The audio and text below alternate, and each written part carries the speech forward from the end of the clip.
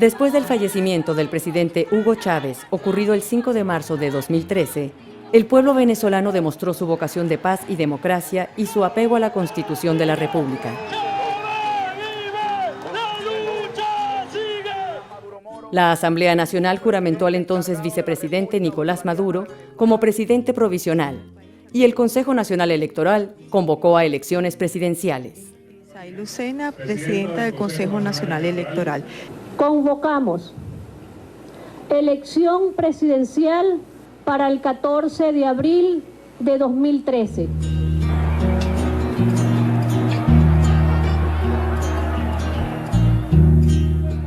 En la fecha pautada, los comicios se realizaron con toda normalidad, transparencia y eficiencia. Esa misma noche, el Consejo Nacional Electoral dio al país los resultados de la jornada. Con una transmisión del 99.12% y una participación relativa del 78.71% de los electoras y los electores, tenemos el candidato Nicolás Maduro Moros, 7.505.338, con el 50.66% de la votación. El candidato Enrique Capriles Radonsky, con 7.270.403 votos para el 49.07%.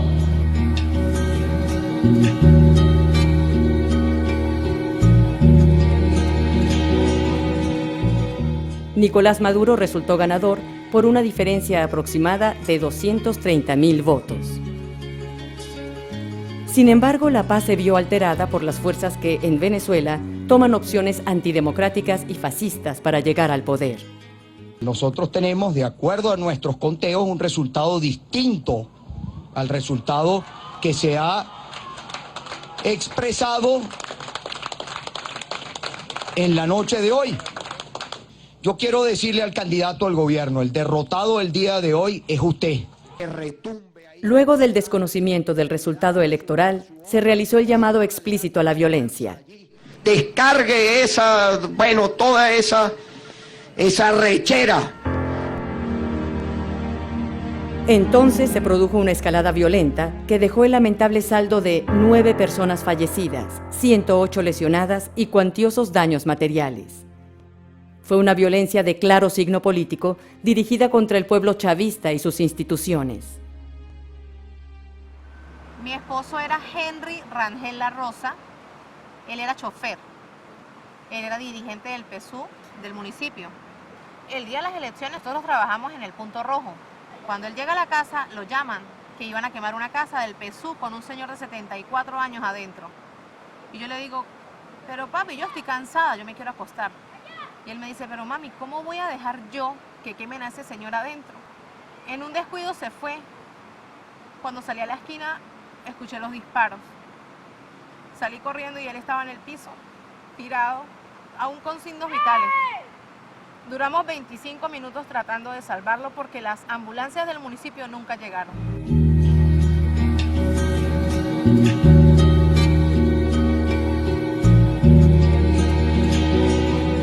De las 9 personas fallecidas en el contexto de la violencia opositora postelectoral, 6 murieron por disparos de armas de fuego y 3 fallecieron arrolladas por un opositor mientras celebraban el triunfo de Nicolás Maduro.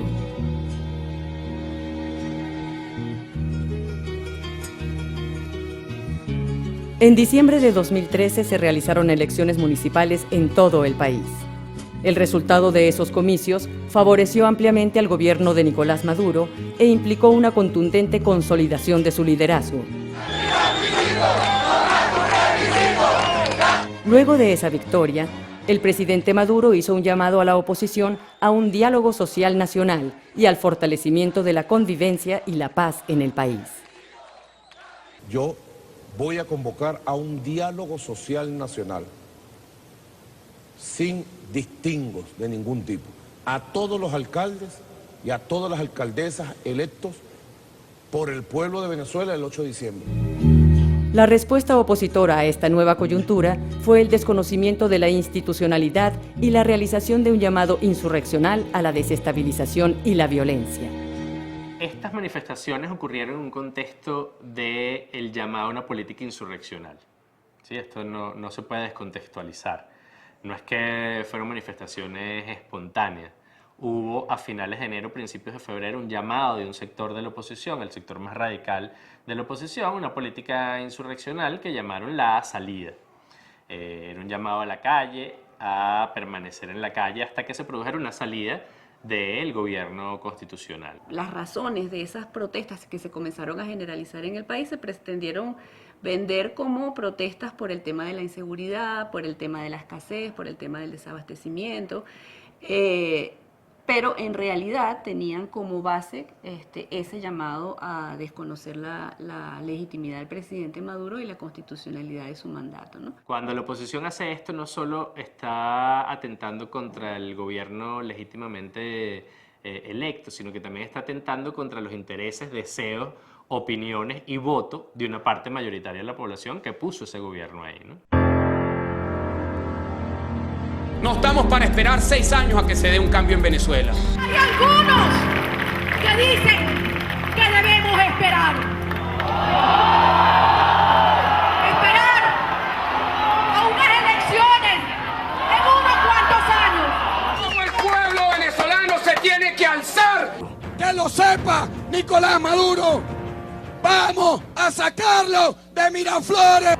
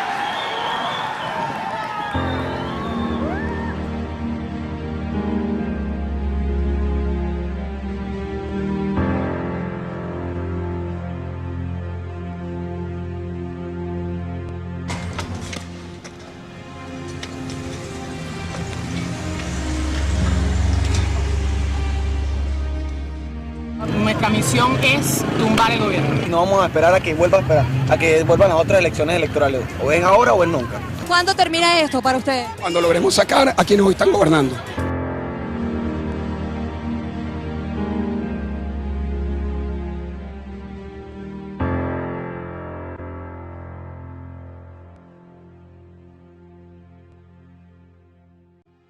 Durante la primera mitad de 2014, en el contexto de la violencia política desatada por la oposición en Venezuela, se desarrolló una campaña publicitaria internacional destinada a crear una imagen represiva y criminal del gobierno de Nicolás Maduro. En esta campaña, el pueblo venezolano aparecía como cruelmente masacrado por el gobierno tiránico. Toda la campaña fue construida con mentiras, manipulación de información, trucaje y descontextualización de imágenes, y tuvo como espacio principal de acción Internet y las redes sociales. Fotografías de represión en Egipto y de cadáveres en la guerra en Siria, por ejemplo, se difundieron como tomadas en Venezuela.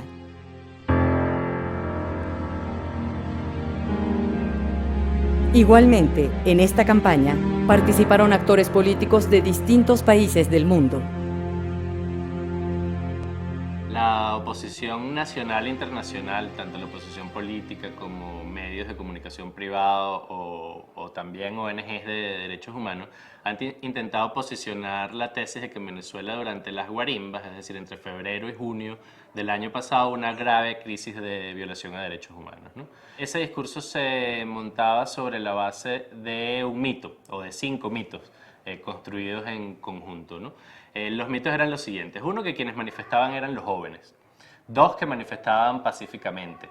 3 que lo hacían para defender la democracia, que esos manifestantes fueron asesinados por el Estado, es el cuarto mito, y el quinto mito es que todo eso forma parte de una política sistemática y estructural de violación a los derechos humanos, ¿no? ¿Qué es lo que nos dejan el análisis de esa situación, ¿no? En primer lugar, una caracterización de las guarimbas como una forma de protesta claramente violenta, ¿no? Ocurrían básicamente en los sectores de clase media y media alta, en municipios gobernados por la oposición, que además contaban con la anuencia, con la omisión, con la tolerancia de los órganos de esas jurisdicciones encargados del orden público, y además no participaban y no se sumaban los sectores populares, ¿no? Las guarimbas, ¿cómo se caracterizan? Se caracterizan por ser protestas que se activan con el cierre de vías, se aglomera basura o se aglomeran, por ejemplo, camas, muebles viejos, etcétera. En muchos de los casos se prende fuego, se usan otros elementos adicionales muy peligrosos, se derrama aceite en el piso, con una clara intención de generar accidentes, se sacan las alcantarillas y quedan allí como unos fosos, que son unos fosos que terminan siendo mortales, se atraviesan guayas y la consecuencia de eso fue el fallecimiento de personas ajenas a las protestas, que no estaban participando en las protestas, que simplemente estaban transitando por allí, que se dirigían a sus puestos de trabajo o a sus casas o a hacer algún tipo de actividad cotidiana.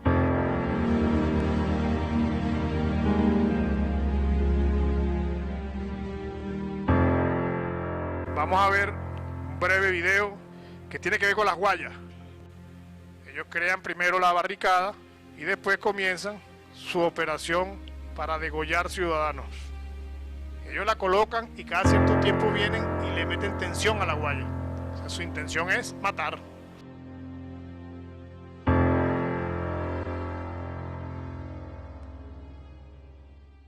Mi hijo se llamaba Elvis Rafael Durán de la Rosa, 29 años de edad, que los había cumplido un día antes de su fallecimiento, el día 20 de febrero. Se había impactado contra una guaya y perdió la vida. Guaya que mandó a colocar el general retirado Ángel Vivas, que fue el señor encargado de, por vía Twitter y otros medios, de impartirle órdenes a la gente que colocaran guayas y barricadas.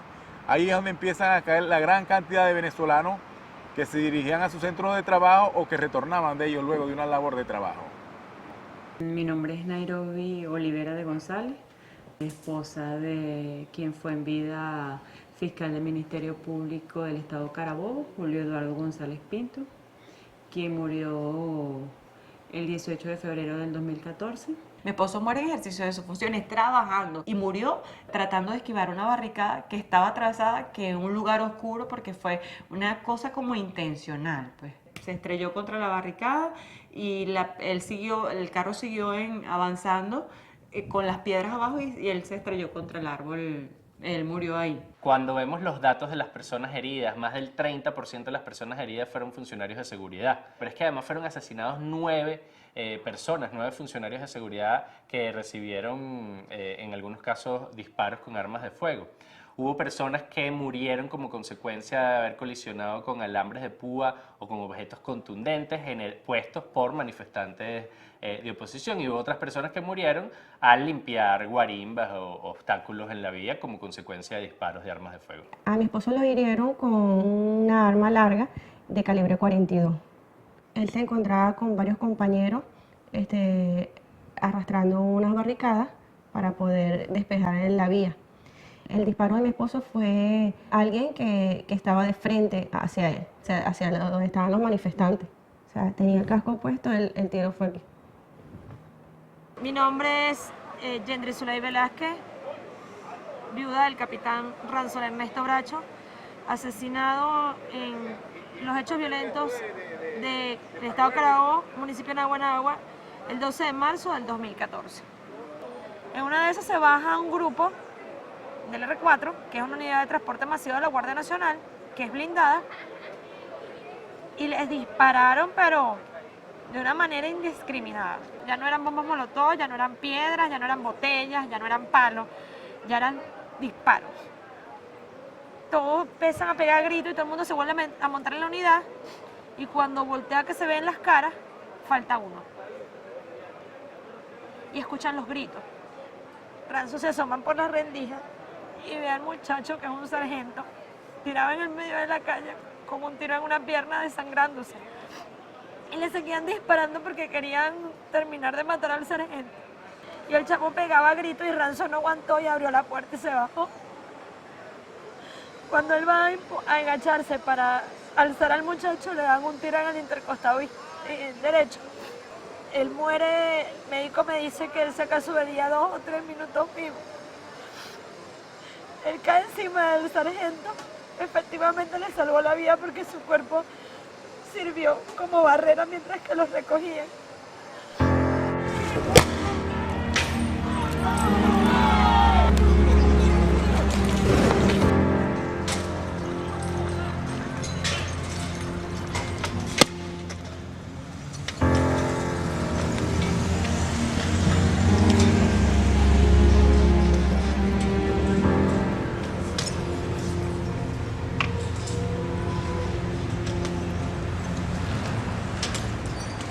Eso sin contar que en el marco de las guarimbas también se hicieron cosas muy graves, como el ataque a sedes de organismos públicos, el ataque a unidades de transporte colectivo, y ahí cabe destacar una muy grave, que es la que ocurrió en un preescolar de la sede del Ministerio de Vivienda y Hábitat en la avenida Francisco Miranda de Caracas, ocupada por 89 niños en edad preescolar, niños y niñas en edad preescolar, que fue incendiada y que generó una situación realmente de grave peligro para esos niños y niñas. Bombas incendiarias que lanzaron exprofeso para someter a quienes aquí trabajamos, pero además de eso, aquí en este mismo edificio hay un simoncito donde son atendidos diariamente los hijos, las hijas de nuestros trabajadores que tienen entre 3 meses y 6 años.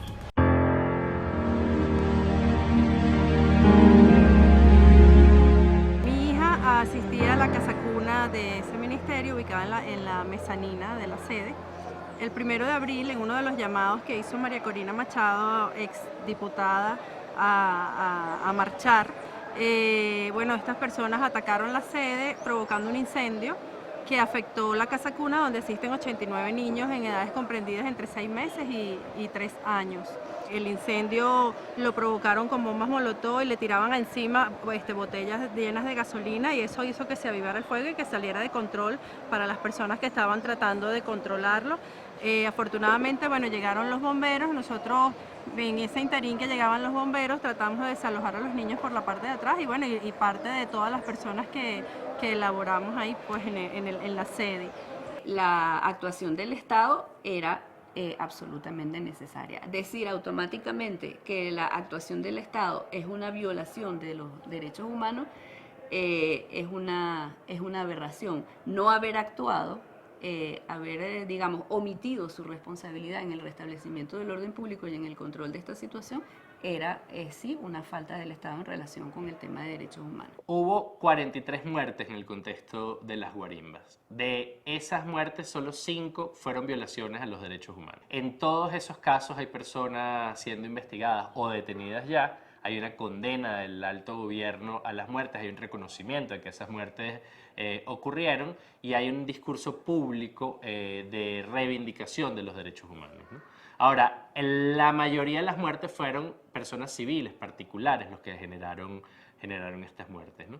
Eso es importante señalarlo porque la oposición ha construido un discurso en donde un gobierno asesino mató a 43 manifestantes. Con eso hacen quizás una de las cosas más terribles de esta coyuntura, que es utilizar la muerte de su propia gente, pero también de manifestantes chavistas, porque ahí había funcionarios públicos, había manifestantes chavistas que estaban despejando guarimba y había particulares que no tenían que ver con el conflicto político, que la oposición está convirtiendo en militantes de la oposición para señalar que algún gobierno autoritario los asesina. Lo que hay en Venezuela es una disputa, una tensión sobre cómo entendemos la democracia, entre una concepción liberal, representativa de las economías de mercado, que es la concepción que defiende la oposición, y un concepto en construcción que es de la democracia socialista, que es como la entienden las fuerzas populares y nacionales que apoyan al gobierno, ¿no? Entonces, en esa disputa la oposición se asume para sí la representante de la democracia, ya vemos de qué tipo de democracia están hablando, construyen el gobierno como un gobierno autoritario, como un régimen autoritario, y a partir de ello se justifican a sí mismas para utilizar vías de fuerza, vías insurreccionales contra ese gobierno, ¿no? Del total de víctimas fatales, 35 eran civiles y 9 eran funcionarios de seguridad del Estado.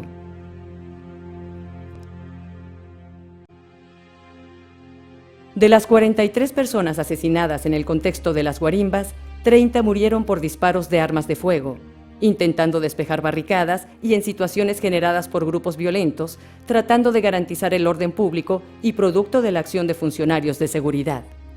6 murieron al estrellarse contra barricadas o trampas mortales, 4 en accidentes al activar guarimbas y 3 en situaciones diversas.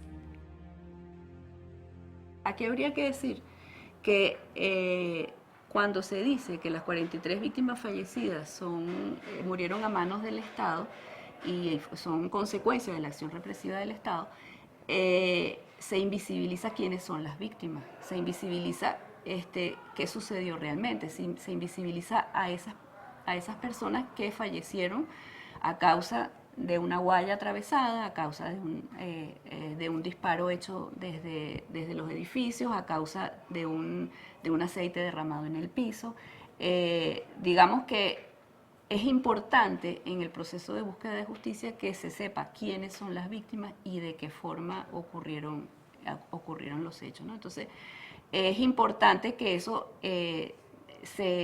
responsabilidades, las personas que fueron responsables de esos hechos queden realmente identificadas y su responsabilidad definida, ¿no? Y por eso me parece tan positivo y tan importante el surgimiento del Comité de Víctimas de la Guarimba y el golpe continuado, porque lo importante aquí es que se sepa la verdad, ¿no? Se sepa realmente quiénes son esas víctimas y se sepa a quién afectó más directamente el llamado, ese llamado a desconocer el gobierno del presidente Maduro. El propósito inicial de nosotros es informarle al país, darle a conocer nuestras historias, todo lo que hemos sufrido callado, porque ningún medio de comunicación se ha pronunciado con relación a la muerte de nuestros familiares. Nosotros tenemos una deuda con nuestros familiares caídos para que se conozca la verdad, para que se haga justicia, para que estos crímenes no queden impunes. Porque mi hijo, que nació meses después de la muerte de mi esposo, quedó sin un padre. Y no solamente mi hijo, los hijos de mis otros compañeros que forman el comité, también se quedaron sin padres, sin madres, sin esposos, sin esposas. Leopoldo López se ha puesto a pensar cómo se sienten mis hijos, cómo se siente Manuel y María, cómo se sienten los hijos de los nietos del señor Luis, los de tanta gente que murieron. Cómo se sienten los padres de mi esposo cuando son dos ancianos, dos personas ya avanzadas de edad, donde ya no van a tener felicidad. O sea, ahí están las verdaderas víctimas. Y a ellos no les duele, nosotros sí nos duele. A nosotros sí nos duele. Y yo sé que nosotros vamos a continuar con este comité porque tenemos que hacer justicia.